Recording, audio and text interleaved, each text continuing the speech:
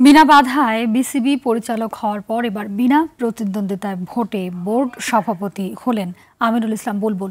প্রতিদ্বন্দ্বী না থাকায় বিনা বাধায় সহ সভাপতি হয়েছেন সাবেক বোর্ড সভাপতি ফারুক আহমেদ ও সাখাওয়াত হোসেন।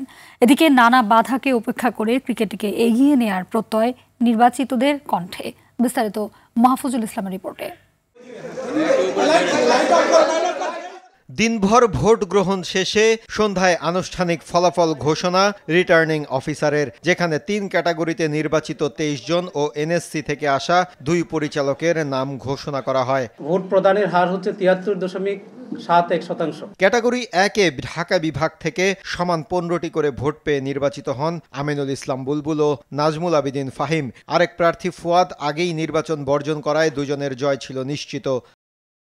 চট্টগ্রাম, খুলনা, সিলেট ও বরিশাল থেকে আগেই বিনা প্রতিদ্বন্দ্বিতায় ৬ পরিচালক নির্বাচিত হয়ে যাওয়ায় ভোট হয় রাজশাহী ও রংপুর বিভাগে। ক্যাটাগরি ২-এ ক্লাব থেকে সর্বোচ্চ ৪২টি করে ভোট পেয়েছেন ইশতিয়াক সাদেক, শানিয়ান তানিম ও ফারুক আহমেদ। ক্যাটাগরি ৩ থেকে নির্বাচিত হয়েছেন খালেদ মাসুদ পাইলট। মোহাম্মদ আমিনুল ইসলাম বুলবুল সভাপতি নির্বাচিত হয়েছেন।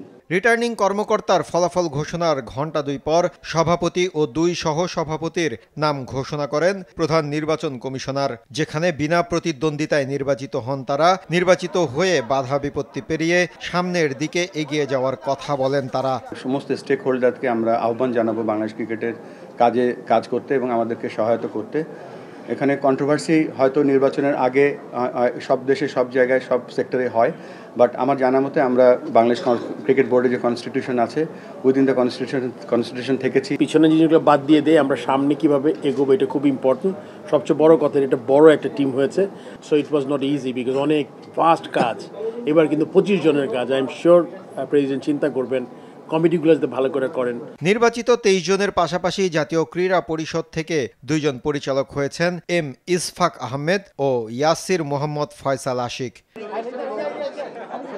মাহফুজুল ইসলাম, RTV, ঢাকা।